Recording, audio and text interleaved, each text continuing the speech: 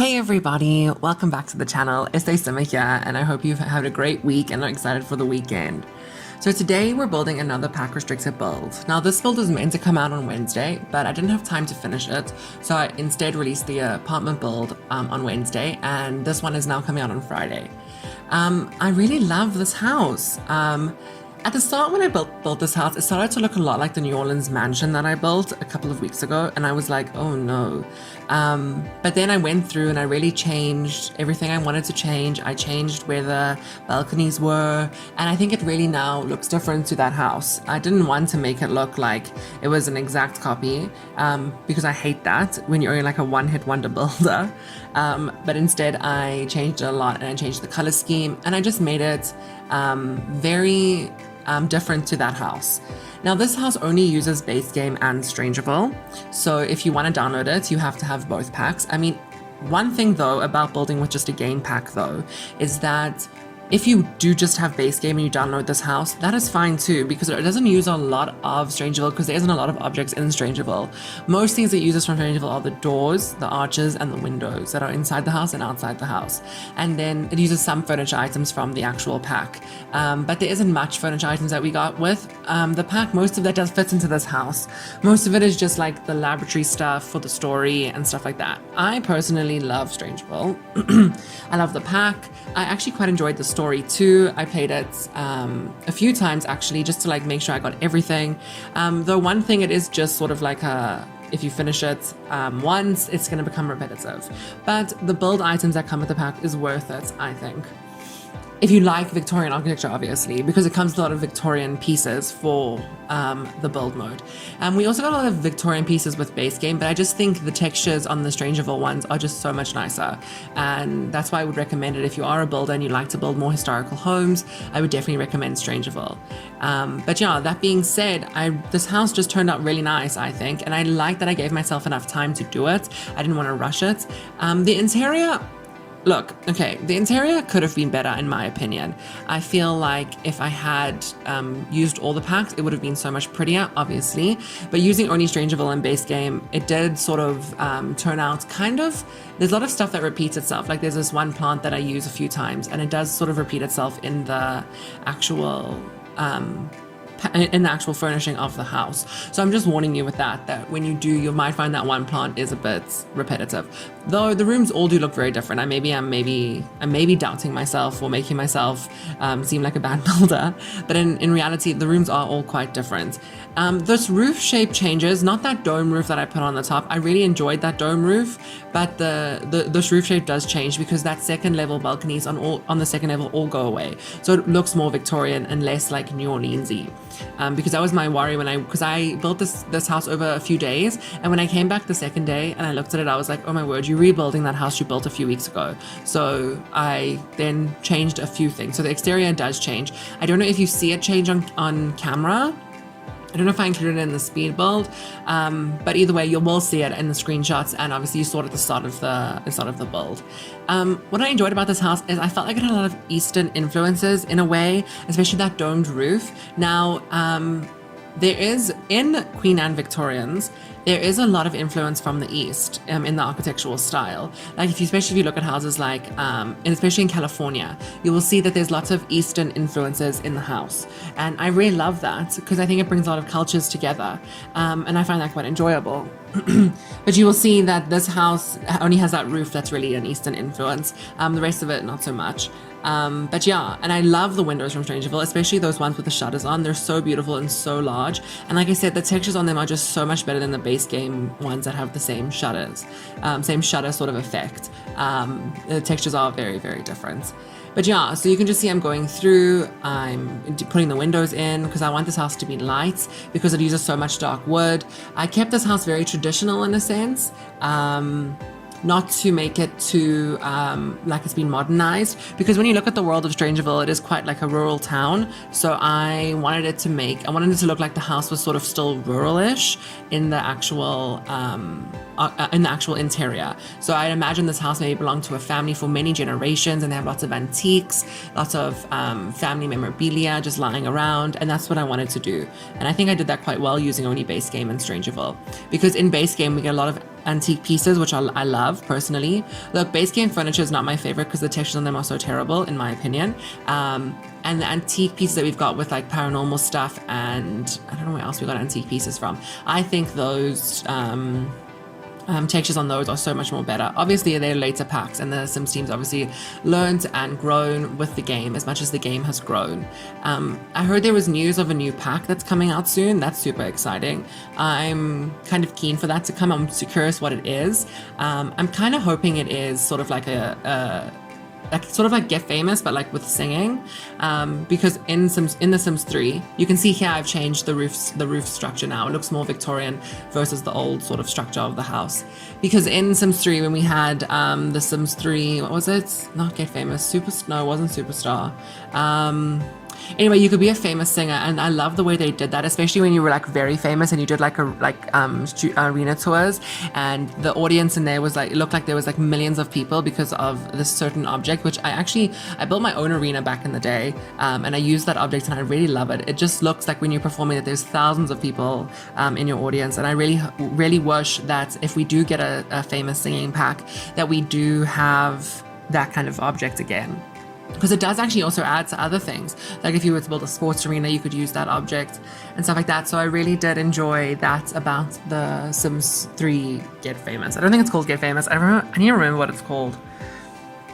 As you can see here, I'm just landscaping. I wanted to use a lot of succulents, a lot of things that are surrounding this house. I used a hedge on the side of the house, as you can see in the corner of the screen there, or towards the right of the screen.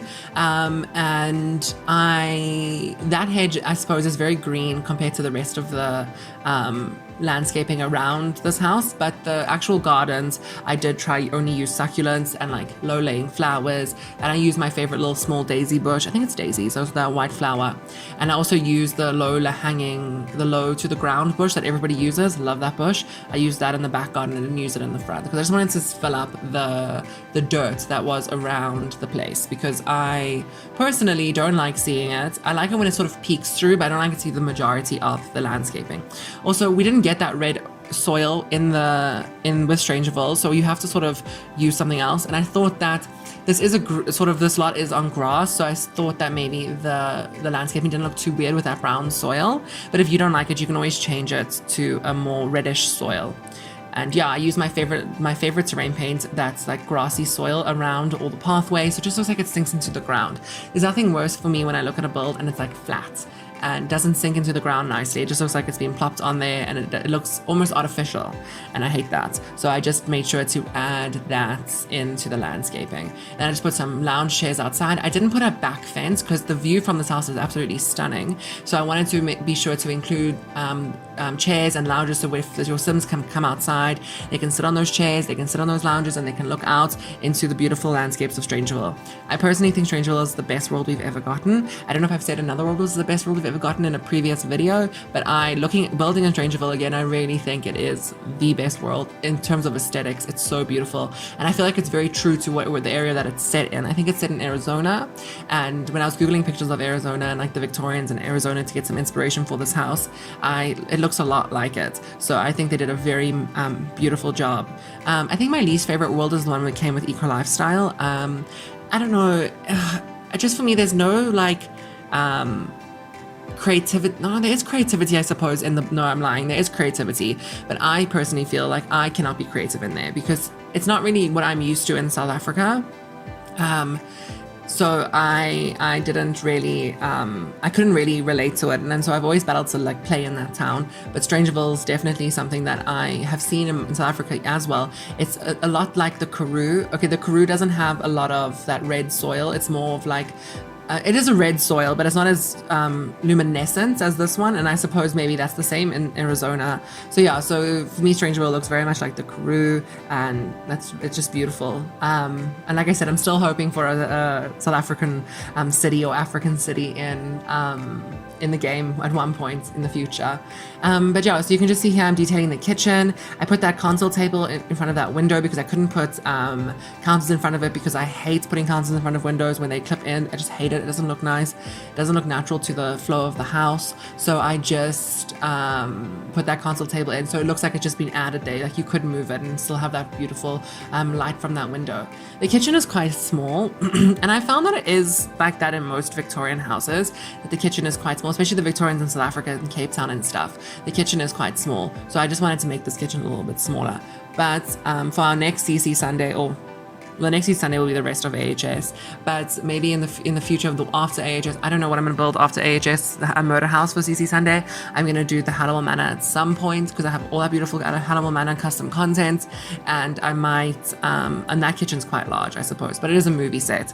That house has a weird shape because I was looking at floor plans of it. I've built it many times in the past. I think there's maybe even be a building of it on my EA gallery, my Sims 4 gallery profile. There might be a Hannibal Manor there that I built a long time ago. Like I'm talking when The Sims just came out, because obviously I love that house. But yeah, so that would be my, in the future, CC Sunday that will come out. It's just a very big task, a very big undertaking because I like to be so true to its architectural details.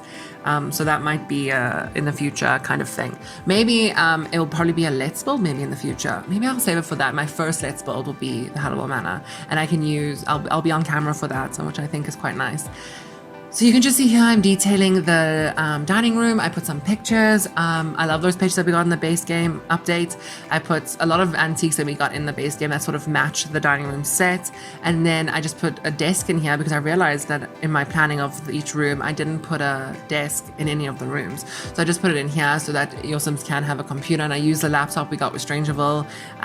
That was fun though. I must be honest with you, when we got the laptops with Strangerville, I loved that. I was very excited for that. But yeah, also a lot of the art that we got with base game is very much New Orleans inspired. So unfortunately I had to use some of that art. But it's fine. It looks like old antique art. And then this is the sitting room. So this is the formal sitting rooms. This is maybe where you come and talk to each other. The family like hangs out. There's no TV. There's only a TV in the TV lounge, which is the room I do after this one. But yeah, so this is maybe where the family comes to hang out. They have guests here, have maybe tea here. Maybe the mom has her friends over and they all sit and chat there.